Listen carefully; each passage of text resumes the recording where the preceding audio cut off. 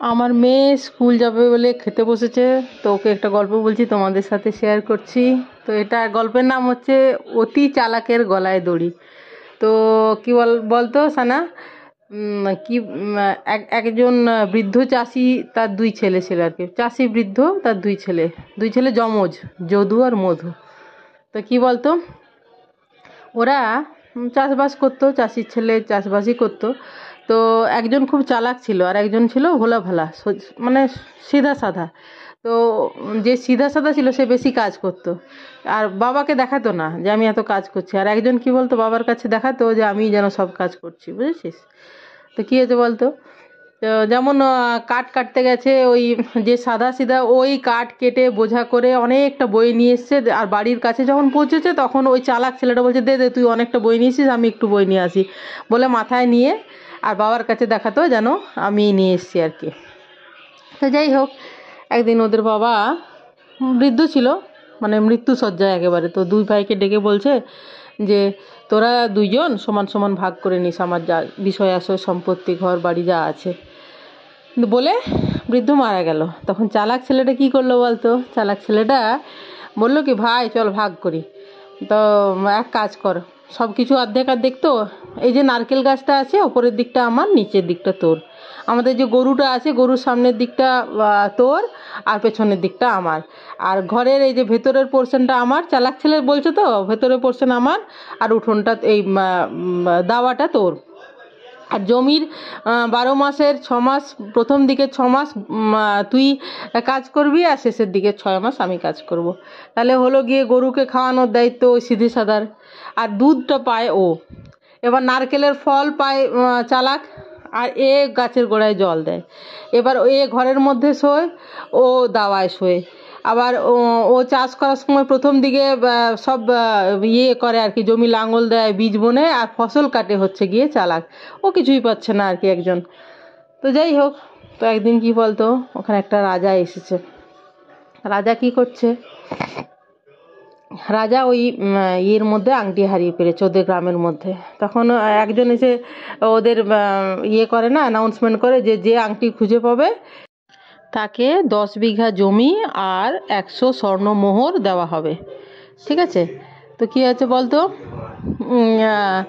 ওর বাবা তো এখন আত্মা হয়ে গেছে, মারা গেছে। মারা যাওয়ার পর তো বুঝতে পারছে যে আমার এই মানে এই ছেলেটা কি সোজা সরল, আর একে আমি ভাবতাম যে বেশি পরিশ্রম করে না, আর ওইদিকে ও এত চালাক। এটা মারা যাওয়ার পর তো বুঝতেই পেরে গেছে, তাই না? আত্মা যেহেতু সুপার ন্যাচারাল পাওয়ার আর কি। তো ও না স্বপ্নে এসে ওর ছেলেকে বলে দিল যে এরকম দেখ, এই যে রাজার যে আংটিটা আছে না, এটা আমাদের বড় ঝিলের ওই বড় একটা মাছের পেটে আসে। তো তুই জাল নিয়ে মাছটা ইয়ে করে আর চেষ্টা কর।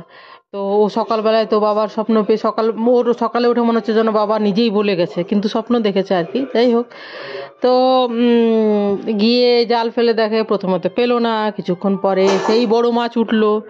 তখন ও ওই মাছ নিয়ে রাজার কাছে চলে গেল। রাজাকে বলল এই মাছের পেটে আছে আপনার আংটি। কিন্তু বলছে তুমি কি করে জানলে? বলছে এত তো জানি না, আপনি তো কাটলেই বুঝতে পারবেন। দিয়ে কাটলো, ওর মধ্যে থেকে আংটি বেরিয়ে গেল। তো রাজার ওটা খুব প্রিয় আংটি ছিল আর খুব মূল্যবান আংটি ছিল আর কি। তো তখন কি হয়েছে বলতো, রাজা বলল ঠিক আছে তুমি বাড়ি যাও, তোমাকে যে পুরস্কার দেওয়া হবে সেটা পরে তোমার বাড়ি পাঠিয়ে দেবো। হ্যাঁ, এদিকে কি হয়েছে বলতো, এই বড় ছেলে না, ওরা যমজ যদিও, যে চালাক ছেলে ও তো দেখছে ভাই পেয়ে যাচ্ছে। তখন ও কী করেছে বলতো, ও বলছে যে জানিসই তো বাবা সব বলেছে আমাদের সব কিছু 50-50, তো এই যে স্বর্ণমোহর পাবি, জমি পাবি, এগুলো আমরা অর্ধেক অর্ধেক ভাগ করে নেবো, কেমন? তখন ওই ছোটো ভাইটা রাজি হয়ে গেছে। ঠিক আছে, এদিকে ওর বাবার এক বন্ধু দোকান করতো, সে কিন্তু জানতো যে বড় এই ছেলেটা খুব চালাক, ওকে ঠকিয়ে দেয় ভাইটাকে। তখন কি করেছে বলতো, ও ওকে একদিন ডেকে পাঠিয়েছে, যেটা সোজা সিধা সাদা, দি কানে কানে ওকে বলেছে যে তোকে এইভাবে ঠকাচ্ছে, তো তুই এক কাজ কর। একদিন কানে কানে কি বলেছে সেটা তো দেখা গেল না, কিন্তু পরে দেখা যাচ্ছে যে নারকেল গাছে উঠেছে সেই চালাক ছেলেটা, কারণ নারকেলের ফল ওর, ওপর দিকটা ওর। তখন এ নিচে দাঁড়িয়েছে হাবা, মানে সাদাসিধে ছেলেটা আর কি, দিয়ে নিচটা কাটতে লেগে গেছে। তখন বলছে কেন কাটছিস রে, কেন কাটছিস রে? তখন বলছে কেন, তুমি তো বললে যে ওপরটা তোমার, নিচটা আমার, নিচটা আমি রাখবো না, কেটে ফেলে দিচ্ছি। বলছে কি করিস কি করিস, আমি তো মরে যাবো পড়ে। বলছে সেসব আমি জানি না, তোমার দিকটা তুমি থাকো, তোমার দিকে তুমি থাকো, আমি নিচের দিকটা কেটে দিচ্ছি।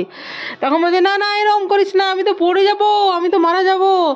বলছে আমি এইসব জানি না। তখন বলছে ঠিক আছে ঠিক আছে, সব দিকটাই তো আমরা ভালোভাবে আবার ভাগ করব, আর তোর ওই রাজার কাছ থেকে যেটা পাবি সেটাও আমি ভাগ নেব না, সুন্দর করে সব ভাগ করব। দিয়ে যাই হোক ও নেমে সব খুব ভালোভাবে ভাগ করলো, আবার মানে বাধ্যই হলো আর কি। মানে জমিরও ভাগ হয়ে গেল, 50-50 ভাগ হয়ে গেল। মানে বছরে 6 মাস তুমি কাজ করবে আর আমি 6 মাস ফসল তুলবো সব জমিটার, সেটা না করে 50-50 ভাগ হয়ে গেল আর কি। মনে করো যদি 10 বিঘা জমি থাকে তাহলে 5-5 এরকম টাইপের আর কি, 50-50 ভাগ হয়ে গেল। আর গাছের নারকেল যখন ফল হবে তখন যে যতগুলো ফল হবে সবাই অর্ধেক নেবে, ঠিক আছে? দিয়ে 50-50 ভাগ হয়ে গেল।